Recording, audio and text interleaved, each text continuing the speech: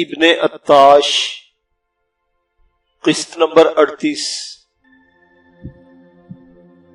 کچھ ہی دیر بعد عمر خیام کا شاگرد خواباور دوا لے کر عمر خیام کے پاس آ پہنچا۔ یہ دوا شراب کے ایک جام میں عمدہ مشروب کی صورت میں لائی گئی تھی۔ عمر خیام نے خواباور دوا کا جام اپنے شاگرد سے تھام لیا اور ایک دل فریب مسکراہٹ ہونٹوں پر سجائے آگے بڑھ کر نعیم سے مخاطب ہوا۔ بیٹا یہ پی لو، تم گزشتہ کئی دن سے نہیں سوئے، تمہیں میٹھی نیند آ جائے گی۔ تمہاری بہن نادرا تمہارے لیے بہت پریشان ہے۔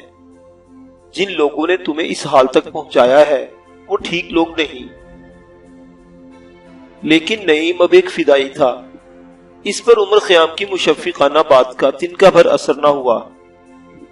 جب کافی کوشش کے بعد نعیم نے عمر خیام کی بات نہ مانی تو عمر خیام نے اپنے تنومند شاگردوں کو حکم دیا کہ اس نوجوان کو زبردستی یہ دوا پلا دی جائے۔ آنے والے چند گھنٹوں میں نادرا کا بھائی نعیم گہری نیند سو چکا تھا اور اس کی مغموم بہن رئیسہ محل حسینہ عالم نادرا اس کے سرہانے بیٹھی کبھی خوشی اور کبھی غم کے آنسو برسا رہی تھی۔ عمر خیام کے ہاں اب لائتس اور نادرا کے اوقات گزرنے لگے۔ لائتس کی زندگی کا سب سے بڑا مقصد نادرا کے بھائی نعیم کی تلاش تھا، لیکن نعیم تو خود ان سے آ ٹکرایا۔ اب لائتس کے پاس صرف ایک ہی کام باقی تھا اور وہ تھا مہاتما بدھ کی مالا کے 17ویں منکے کی تلاش۔ لیکن ابھی تک یہ لوگ عمر خیام کے پاس ہی مقیم تھے۔ شروع میں 2-3 روز تک عمر خیام نے نادرا کے بھائی نعیم کو سلائے رکھا۔ پاتریوں کی حشیش نے اس نوجوان کا دماغ اتنا خوش کر دیا تھا کہ اس کی نیندیں کلیتاً غائب ہو چکی تھی۔ یہی خامی محسوس کرتے ہوئے عمر خیام نے لڑکے کو ایسی ادویات دی جن سے ایک تو وہ سونے لگا، دوسرا اس کے دماغ کی خشکی بھی دور ہونے لگی۔ چند روز کی نیندوں کے بعد جب ایک دن نعیم بیدار ہوا تو اس نے خود کو ہوش میں محسوس کیا۔ اس پورے عرصہ میں نادرا اس کے پاس رہی تھی۔ اس نے اپنے پیارے بھائی کا ساتھ ایک لمحے کے لیے نہ چھوڑا تھا۔ وہ نیند سے نیم بے ہوشی کے عالم میں بیدار ہوتا تو نادرا اسے گرم دودھ اور شہد کے ساتھ ادویات دینے لگتی۔ وہ اکثر عالم خواب میں بڑبڑاتا رہتا اور نہ جانے کیا کیا بولتا رہتا۔ نادرا پوری کوشش سے اس کی باتوں کو سمجھنا چاہتی تھی، لیکن زیادہ تر الفاظ مبہم ہوتے۔ کبھی کبھار اسے ایک لفظ سمجھ میں آ جاتا جو شاید کسی لڑکی کا نام تھا، سعدیہ۔ نادرا نے اندازہ لگانے کی کوشش کی کہ اس کا بھائی کسی ایسی لڑکی کے قریب رہا ہے جس کا نام سعدیہ تھا۔ بہرحال 3-4 روز بعد نعیم پوری طرح ہوش میں آ گیا۔ اسے یوں لگا جیسے وہ کسی طویل گہری نیند سے بیدار ہوا ہو۔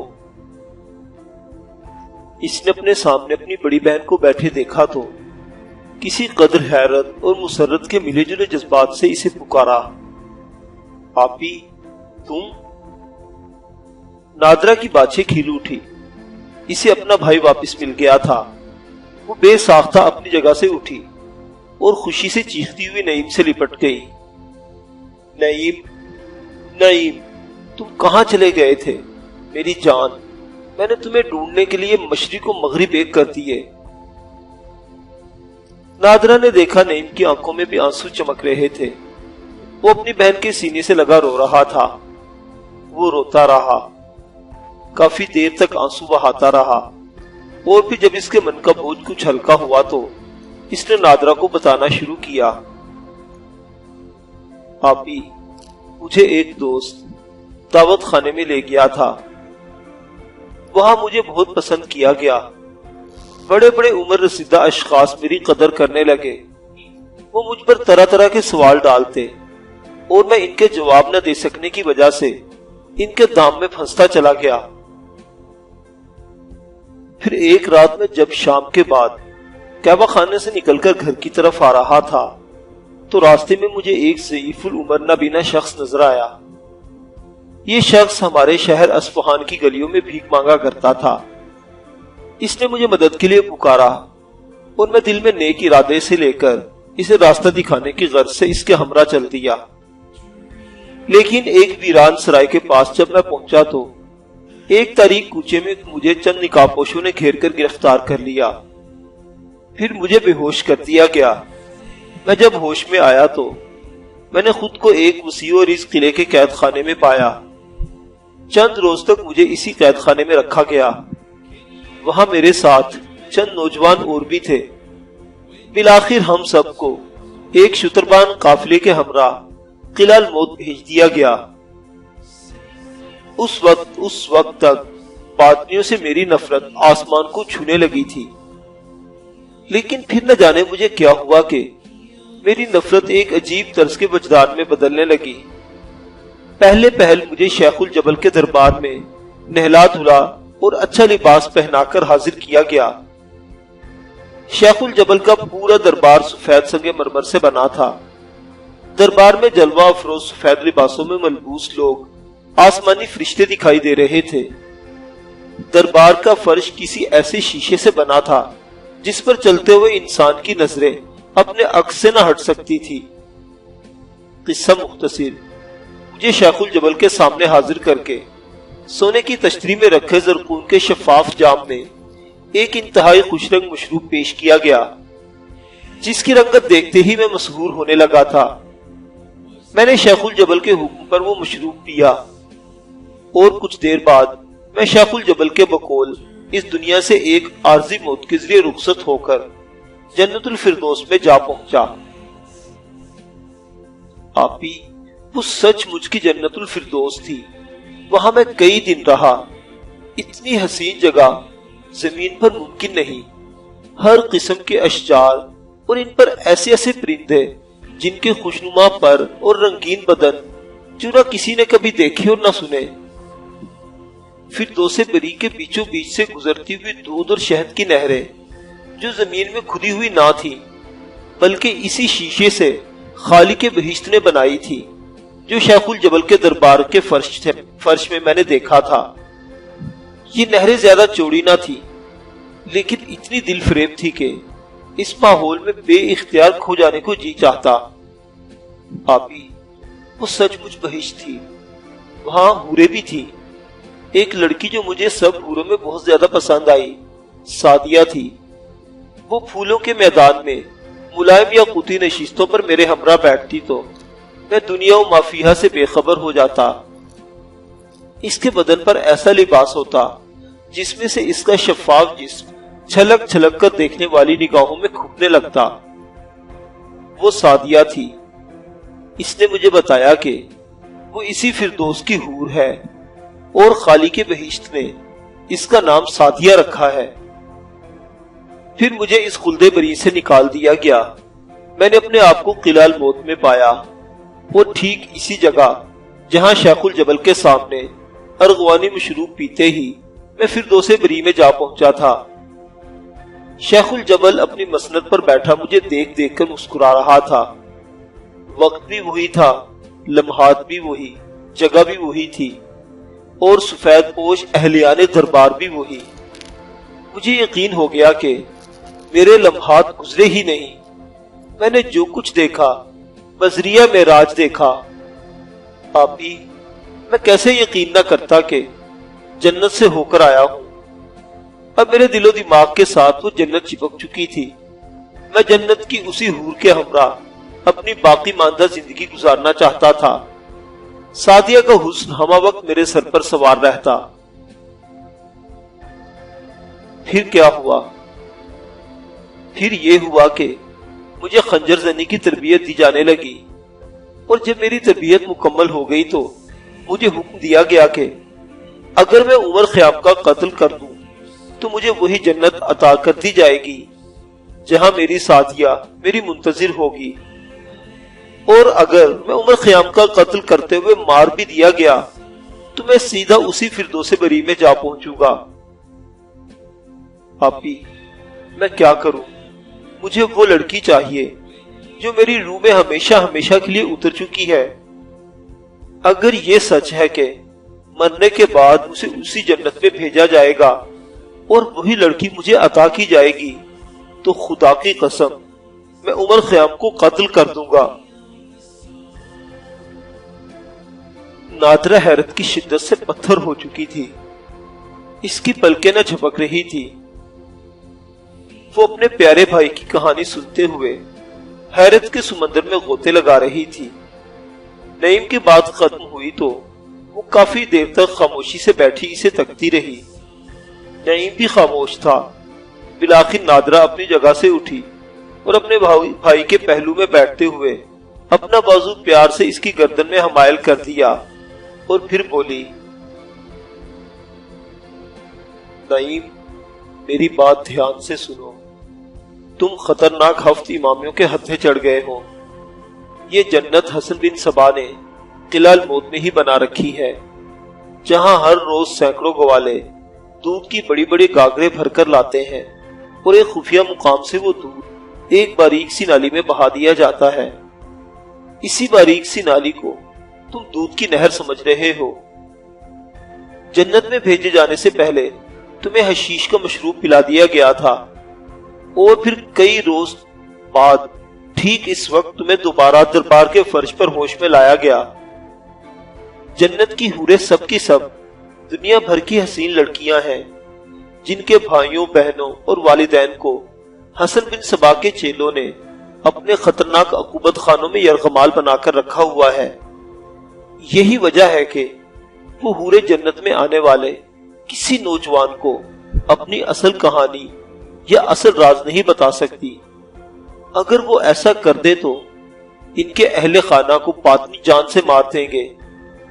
میں یقین سے کہہ سکتی ہوں کہ جس لڑکی سے تم ملتے رہے ہو وہ بھی ایسی ہی کوئی مظلوم دوشیزہ ہوگی، اور میں یہ بھی یقین سے کہہ سکتی ہوں کہ اس کی آنکھوں میں اداسی اور غم کے گہرے سائے تمہاری نظروں سے پوشیدہ نہ رہے ہوں گے۔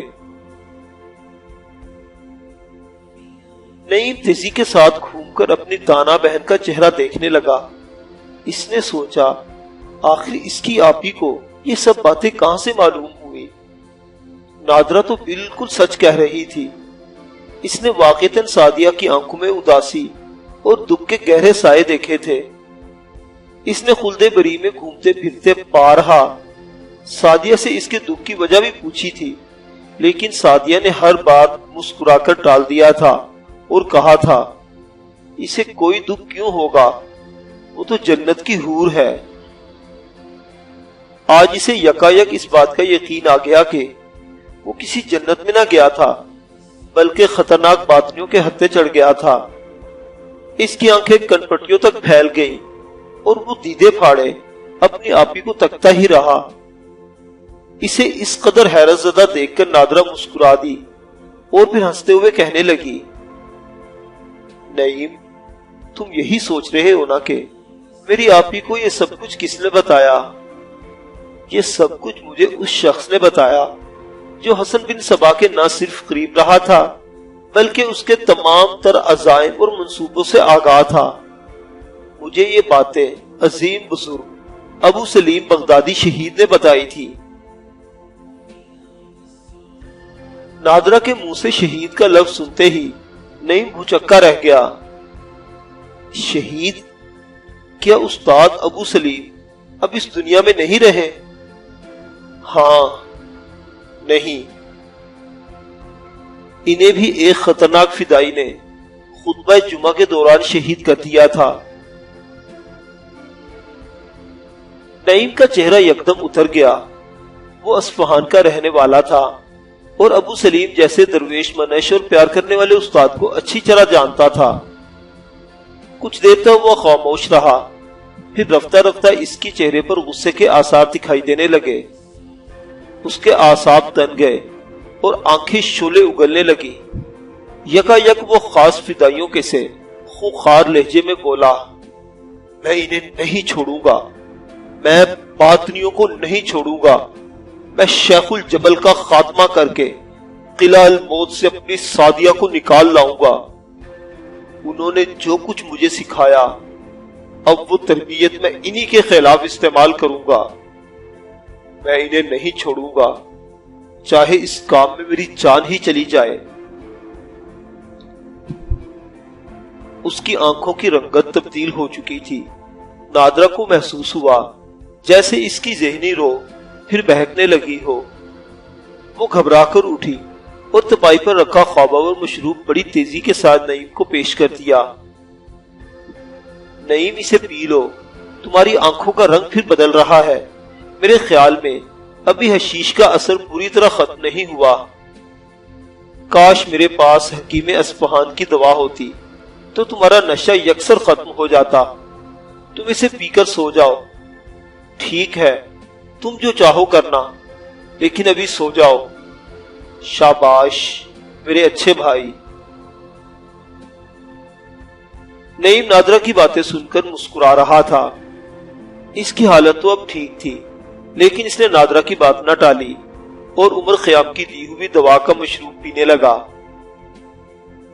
اسی رات جب نعیم اپنے کمرے میں دوا کے زیر اثر میٹھی نیند سو رہا تھا، عمر خیام کے کمرے میں لائتس اور نادرا دیدے پھاڑے عمر خیام کی باتیں سن رہے تھے۔ آج عمر خیام بہت پرجوش تھا۔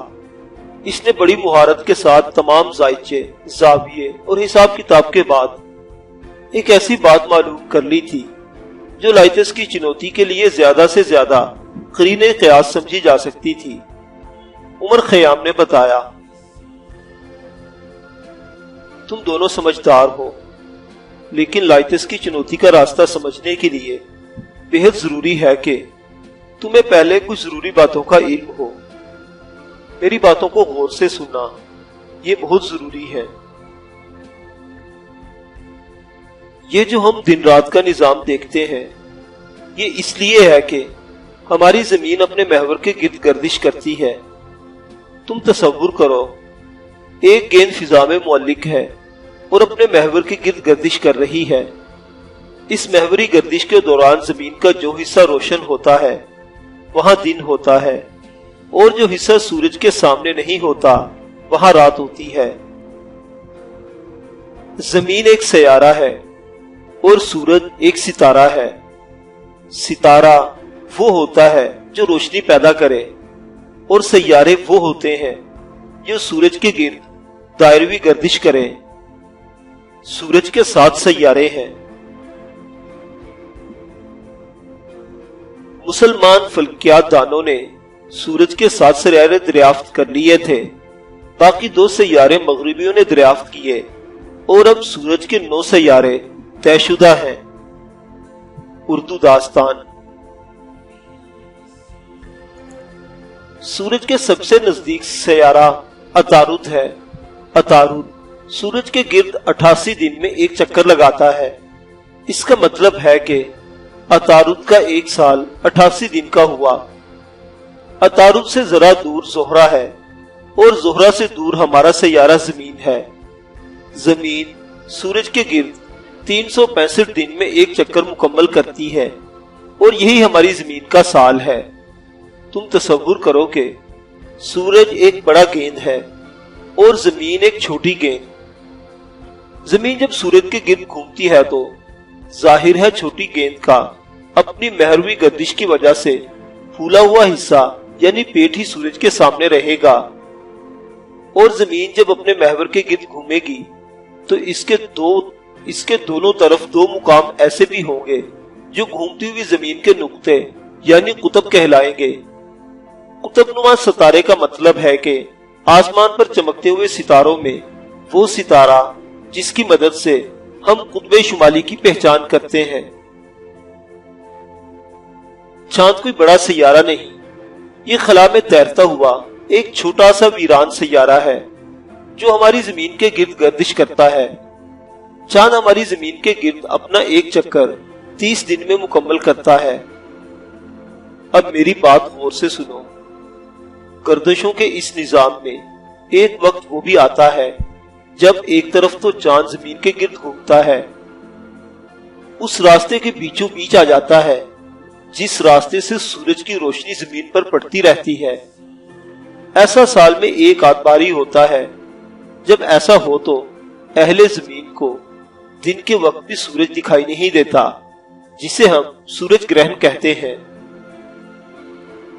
پھر کبھی کبھی ایسا وقت بھی آتا ہے جب گردش کرتا ہوا چاند زمین کی الٹی طرف ہوتا ہے اسی الٹی طرف جس کی طرف سورج کی روشنی نہیں پڑتی، گویا جہاں جہاں رات ہوتی ہے اور یوں چاند کی اپنی دائروی حرکت کے دوران الٹی طرف آ جانے سے زمین اس راستے کے بیچوں بیچ آ پڑتی ہے جو چاند اور سورج کے درمیان روشنی کا راستہ ہے۔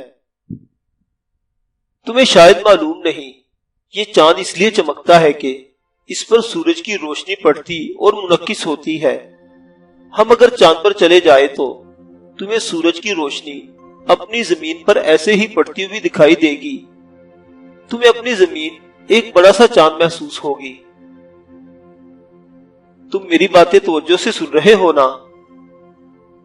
نادرا اور لائتس متحیر نظروں سے ہکا بکا عمر خیام کی انوکھی باتیں سن رہے تھے۔ عمر خیام کے پوچھنے پر وہ دونوں یکدم چونک گئے اور بیک وقت بولے، جی ہاں، ہم صرف سن ہی نہیں رہے بلکہ مارے حیرت کے پاگل ہوئے جا رہے ہیں۔ عمر خیام مسکرا دیا۔ اس نے اپنی بات پھر شروع کر دی۔ وہ وقت جب چاند اور سورج جمع ہوتے ہیں، چاند گرہن کا نہیں بلکہ سورج گرہن کا ہے۔ اس سے قبل میں نے تمہیں چاند گرہن کا بتایا تھا، لیکن اب میں نے پوری تسلی کر لی ہے، کیونکہ زمین تو اس وقت ان تینوں کی قطار میں ایک کنارے پر ہوتی ہے، جبکہ چاند اور سورج آمنے سامنے ہو جاتے ہیں۔ یہی وجہ ہے کہ سورج دن دہاڑے چاند کے پیچھے چھپ جاتا ہے اور ہمیں سورج گرہن دکھائی دیتا ہے۔ سورج گرہن کب ہوتا ہے، یعنی سال کی کون سی تاریخوں میں؟ میں نے ان سب تاریخوں کو جمع کیا، حتیٰ کہ میں نے سال ہا سال کے سورج گرہنوں کی تاریخوں کا حساب لگایا۔ مجھے صرف ایک سورج گرہن ایسا ملا جو جب قطبی ستارہ شدید تاریکی چھا جانے کی وجہ سے دکھائی دینے لگتا ہے۔ دراصل عام طور پر سورج گرہن لگنے سے زمین پر ہر جگہ پوری طرح رات نہیں چھا جاتی۔ میرے خیال میں یہ بات تو تم بھی جانتے ہو کہ کہیں کہیں کم رات چھاتی ہے اور کہیں کہیں زیادہ، لیکن اتنی رات کبھی نہیں چھاتی کہ محض سورج گرہن چھا جانے والی عارضی رات میں آسمان کے سب ستارے دکھائی دینے لگے۔ کرۂ زمین کے جس مقام سے سورج کو مکمل گرہن لگتا ہے وہاں رات چھا جاتی ہے اور کسی حد تک خال خال ستارے دکھائی دینے لگتے ہیں۔ میں نے پچھلے تمام سورج گرہنوں کا جائزہ لیا، مجھے صرف ایک ایسا گرہن ملا جس میں زمین پر سب کچھ تاریک ہو گیا، آسمان کے سب ستارے دکھائی دینے لگے، حتیٰ کہ قطبی ستارہ بھی سب ستاروں سے زیادہ روشن ہو کر جگمگانے لگا تھا۔ مجھے یہی رات ایسی نظر آئی جب چاند اور سورج جمع ہو گئے اور فضائے کائنات میں قطبی ستارے کی حکمرانی چھا گئی۔ جو ہی اس بات کا مجھ پر انکشاف ہوا، میں خوشی سے جھوم اٹھا۔ جانتے ہو کیوں؟ اس لیے کہ سورج گرہن سے کرۂ زمین کے ہر مقام پر تو رات ہوتی نہیں، مکمل رات تو کسی ایک علاقے میں ہی دیکھی جا سکتی ہے۔ یہی تھی میری خوشی کی اصل وجہ۔ گویا میرے لیے تمہارا مطلوبہ علاقہ تلاش کرنا، جو کہ بظاہر ایک ناممکن کام تھا، اب مشکل نہیں رہا۔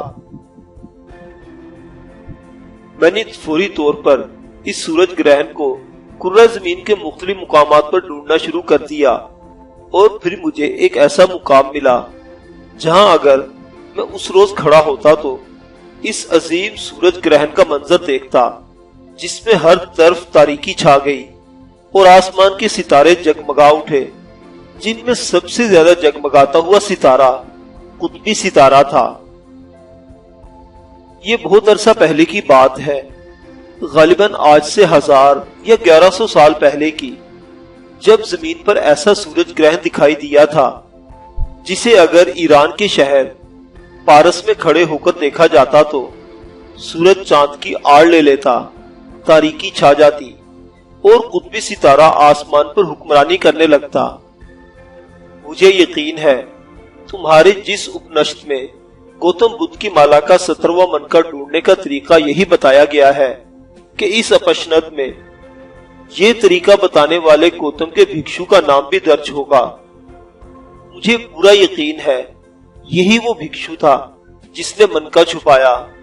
غالباً جس روز اس نے منکا چھپایا تھا اس روز وہ پارس میں موجود تھا۔ غالباً اسی روز سورج کو وہ عظیم الشان گرہن لگا جس میں قطبی ستارہ آسمان پر حکمرانی کرنے لگا تھا۔ گوتم کا بھکشو علم فلکیات تو نہ جانتا تھا، چنانچہ وہ ڈر گیا اور اس نے اس گرہن کو اپنے لیے غیبی اشارہ سمجھا اور یہ سوچا کہ یہ دن دہاڑے چھا جانے والی یہ خوفناک ظلمت اسی شراب زدہ منکے کی بدولت آئی ہے۔ چنانچہ ڈر کر اس نے وہ منکا خود سے الگ کرنا چاہا اور یہ کہہ کر مہاتما بدھ کا منکا کہیں چھپا دیا کہ اس منکے کو تلاش کرنا گویا سورج اور چاند کے جمع کرنے کے برابر ہے۔ یہی وجہ تھی کہ اس نے آسمان پر قطبی ستارے کی حکمرانی کا ذکر بھی کیا۔ میرا تجربہ یہ کہتا ہے کہ وہ مقام یعنی پارسا گرد یا اس کے کھنڈرات ہی وہی جگہ ہو سکتے ہیں جہاں تمہیں تمہارا مطلوبہ منکا شاید مل جائے۔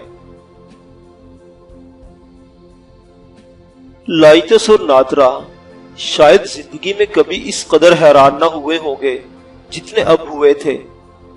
لائٹس یک لخت اپنی جگہ سے اٹھا اور ایک عظیم لاما ہونے کے باوجود عمر خیام کے نزدیک آ کر اس کے دونوں پیروں کو چھو لیا۔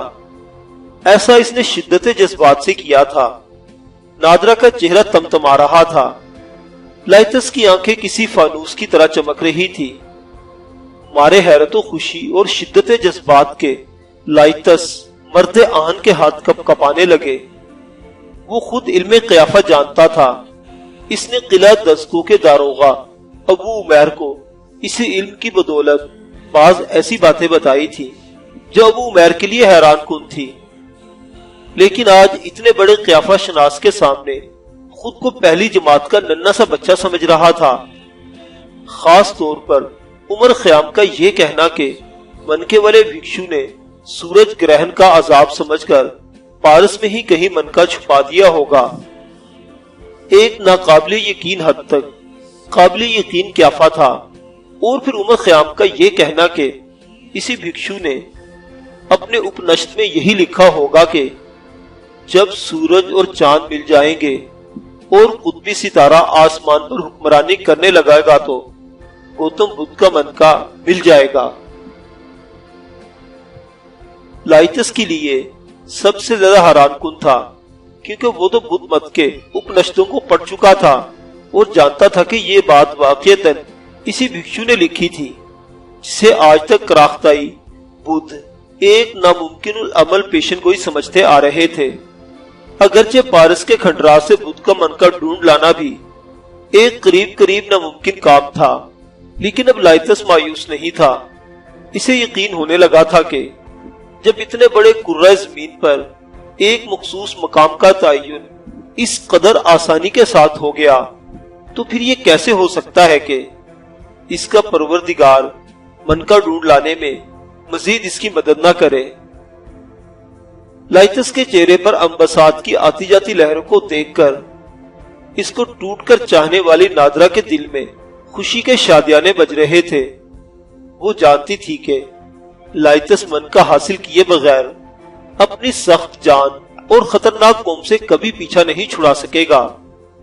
کراختائی لاما اسے زمین کی پاتال سے بھی نکال لائے گا، جبکہ وہ اپنے لائٹس کو اپنے پاس کسی پریشانی کے بغیر ہی دیکھنا چاہتی تھی۔ اب لائٹس کی منزل صاف تھی۔ کچھ ہی دیر بعد نادرا اور لائٹس اپنے اپنے کمروں میں جانے کے لیے عمر خیام سے اجازت طلب کر رہے تھے۔